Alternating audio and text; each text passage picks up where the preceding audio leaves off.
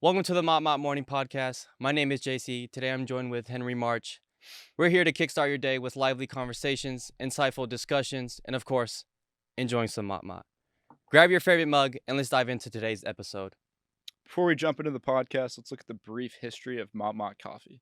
MotMot Coffee was started by SU student Brandon Wild, who graduated in 2018. Over his 4 years at Seattle U, Brandon Wild grew the company using direct trade beans from Nicaragua, benefiting the farmers and delivering delicious coffee to the customers. The company fell in 2020 to the COVID-19 virus, and now, in fall 2023, the board members are ready to bring it back to life. The goal of this podcast is to share and discuss the path we hope to take with this company, as well as engage with students, faculty, and inspiring business leaders. Now let's dive into today's episode, and Let's get it. yeah, I kind of want to talk about the story and how we got to SU. I think you have a pretty interesting story. Do you want to go ahead and kind of talk about that? Yeah, so I actually grew up in Pittsburgh, Pennsylvania, and I'm now attending school in Seattle, Washington. So definitely a big jump, Yeah. and kind of some might say a random place for me to end up. But for me, it really came down to the location of the school and the size of the school, right? So wanted a college that had the small class sizes, but was also located in a city, kind of. So SU just really seemed like the right fit. I mean, what are most of your class sizes? Like 20 Yeah, people. 20, 30 max. Yeah. Yeah. So let's talk about that a little bit. What benefits do you get from being in such small classes rather than like those big universities with those big lectures of 300 or 400 people? Talk about like the benefits about that. I mean, for one, you're gonna be able to connect with your professors so much A more. hundred I percent. feel like, um, yeah. I mean, you're gonna be a lot more confident to speak out in class, raise your hand. What do you think? Yeah, I think you're 100% right on that. I think being able to, engage with the professors a lot more and also not only engage with them, but you guys kind of build like a relationship in a way and they're willing to help you out way more, I feel like. For sure. And also like the confidence thing. I think when you're just with like 30, 20 kids, like, you know, you kind of know some of them, it's not that serious to speak out and be like, yo, like, I have a thought to share. And rather than with 300, 400 people, it's like, Yeah. all right, now I have to be particular in what I'm saying so I don't look stupid or Uh, anything like that. So, yes, that for me, that was definitely a, a choice that I wanted to make when coming to an SU. And I kind of want to talk about like how I got to SU. I yeah. think for me, it was like a last minute Yeah. thing. Like I was like, oh, whatever, I'll apply to SU, and I didn't really think anything about it. And then I got denied, and at UW, as most A students lot at of people SU here. can relate, and I was like, and then I got accepted to SU, and I mean, nothing but positive things at SU. I like honestly, 100%. Let's talk about Dr. Barnes yeah. and your experience with that. I mean, that was our first business class. We were both in the class. Talk about Dr. Barnes and maybe the connections you got through him. Professor Barnes, if you're watching this, thank you. This great opportunity to come take MotMot live again, and also just the relationship that we have. I feel like I can come and talk to you about anything. 100%. And I kind of want to talk about how this MotMot got presented to me through him. One day he came up to me, he was like, "Look, kid, I see the potential." No, I'm just kidding. He came up to me. He was like, "Look, I think you're really a good candidate for this business. I think you'd be a good leader." Um, and I kind of took that opportunity as a young kid with like successful family members that got their own businesses. Like I wanted to build my own business, and I've had my fair share in building some small businesses, and like not to be stereotypical, but like I had my own like little landscaping business Yeah. that was pretty successful, and I've always had that like goal and an ambition. So when Barnes came up to me one day, he was like, I was like, let's go, I'm ready for Let's this. do it. And Jump then into it.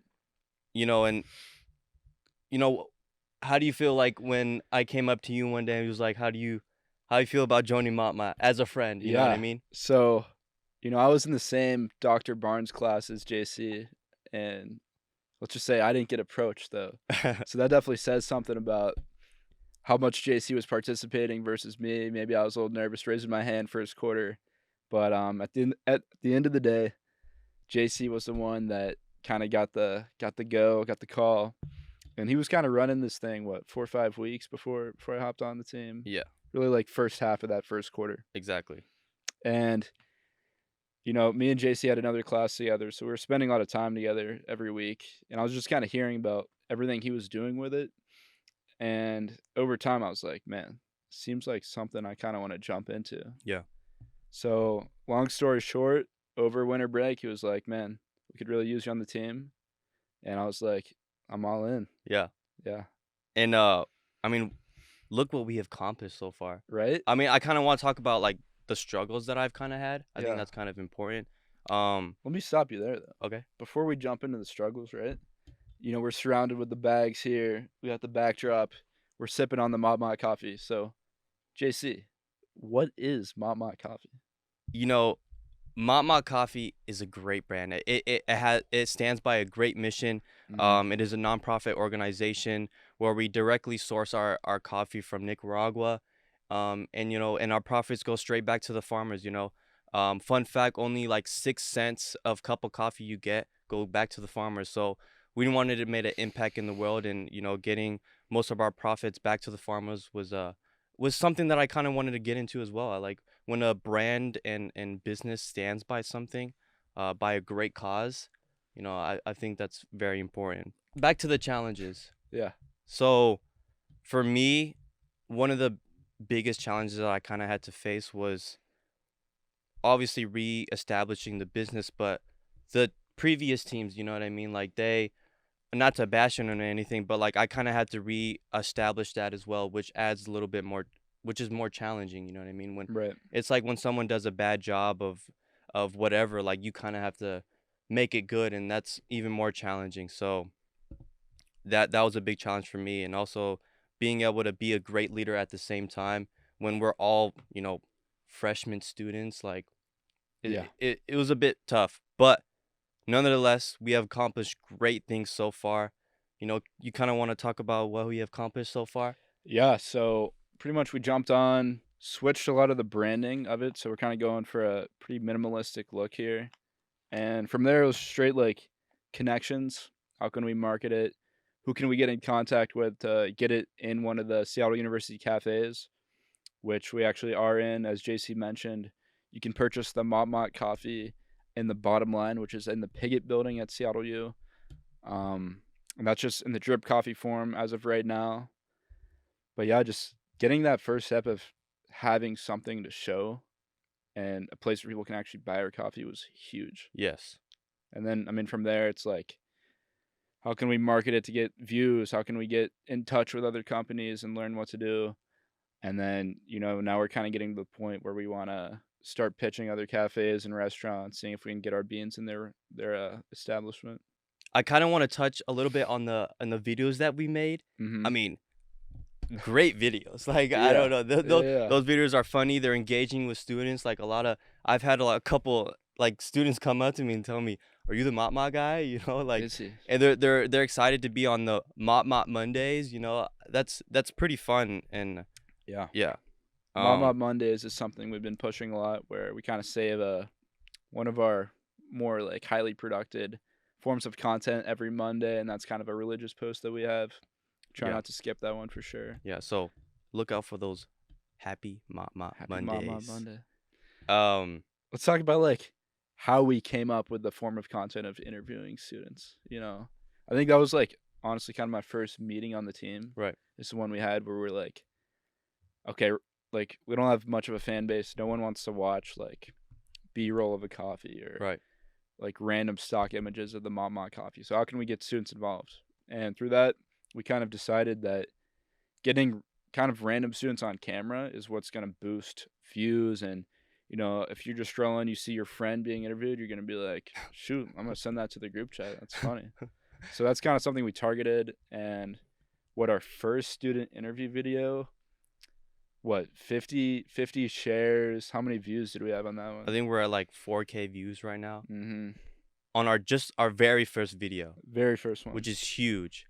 Yeah. And then our second video where we had the announcement where we got to the bottom line, our drip coffee. what did that get? I think it's at 7K views A right little bit now. over 7,000. Yeah. We got Albert's School of Business to kind of co-post that with us, and what was that? We believe like their most viewed video of all time, maybe. It's not the most viewed, but it's definitely been like, It's up there. it's up there most recently for sure. Yeah. Yeah.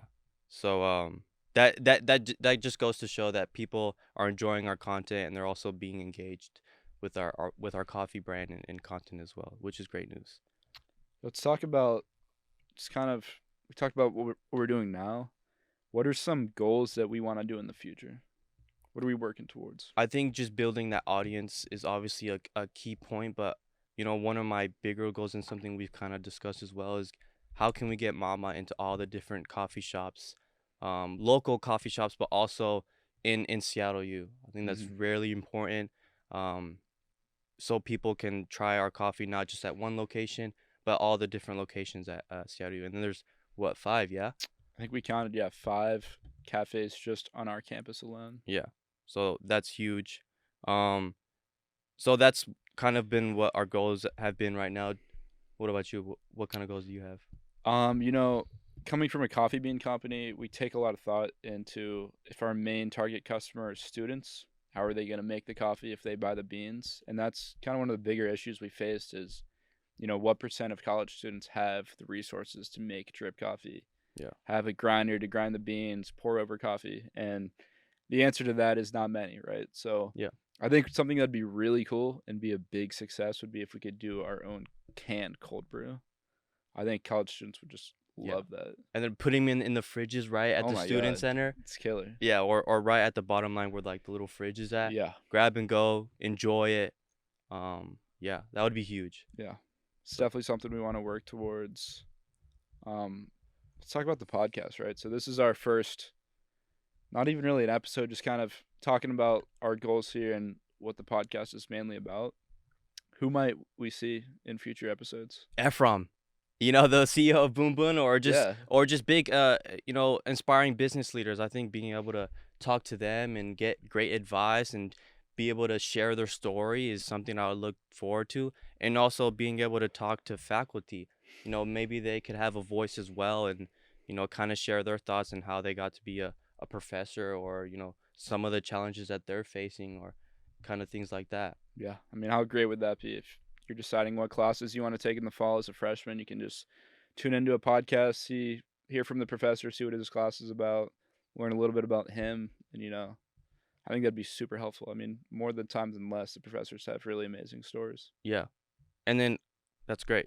Apart from just like obviously MotMot, what kind of goals do you have just to be at Seattle University or, what kind of things you're looking forward to?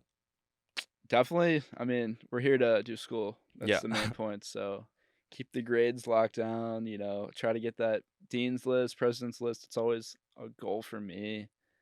I mean, try to keep the daily routine. You got to focus on mental health, physical health, just keeping everything in check. Yeah. Also the LinkedIn, you got to get pretty secured on that. Yeah. You know what I mean? Should we get a LinkedIn connection count? Kind of, episode by episode, keep them updated. Yeah, for sure. What do you think you're at right now? In terms of connections? In terms of connections. Yeah, I think I'm at like 123, 125, somewhere around there, which is pretty solid for a first year. I'll tell you that. Just got a 5x that get to the 500 plus. Yeah. So as of right now, we're actually at 116. I want to say I was at 86 last week, so yeah, MotMot has definitely some growth. There's a little 30 more connections per week. Yeah, that's good. That's good. I think kind of want to talk about the benefits of having LinkedIn and being able to post on there and be engaged on there. Sure. Yeah. I mean, like, a lot of people think that LinkedIn's only for maybe business professionals, but I would argue if you're a college student, if you're looking to find work, find an internship, you should be on LinkedIn, just reaching out to people, learning, keeping the community updated on what you're working on is just a very powerful asset. Yeah. And also to add to that, like LinkedIn's a great resource to network with people around your guys' like major or like, your kind of profession that you want to get towards, like if, for instance, like since we're majoring in finance, I feel like if we were to connect with someone that's at JP Morgan, connect with them and see if we can get an internship there and or build to that profession and get the job. I think that's something that's very valuable about LinkedIn. So 100%. And and, like, let's just talk about, say we're pitching a cafe owner and we want to get a little bit of background information. You punch that name into LinkedIn. You're gonna see where they've worked before, what college they went to, just a little bit of a deep dive of like their personal interests, which I think can be very helpful. Just learning more about them. yeah, for sure. Quick word from our sponsor, from MotMot Coffee. If you're looking for some good ethical coffee that is delicious and it has a great mission behind it, check out our website at motmotcoffee.com. What kind of things can the viewers expect for the podcast? Yeah, over the past couple of weeks, we've had the chance to kind of meet with multiple founders and CEOs of local Seattle coffee companies. So, we've talked to them a little bit, and we definitely want to make it a point to get them on the podcast, sit down with them, and kind of compare notes as us being young college students working towards a coffee company, and comparing our experiences with those who have done what we want to do, and kind of they're like 10 years ahead of us in a way. Yeah, their advice and their wisdom, their knowledge, all that. These are people that have 4 locations. They have their coffee in Meta Tech HQ kitchens. They have their coffee in some of the main grocery stores in the Washington state. Yeah. So they're huge, massive powerhouses. Yeah. So over the last week we've talked to Jody Hall at Wonderground. We're good buddies with Ephraim at Boon Boona. So definitely a lot in the works. Yeah. And if you guys have any suggestions, please comment down below. And I think that's a good way to end off the video. Make sure to like, comment, share. And as always, happy MotMot Monday.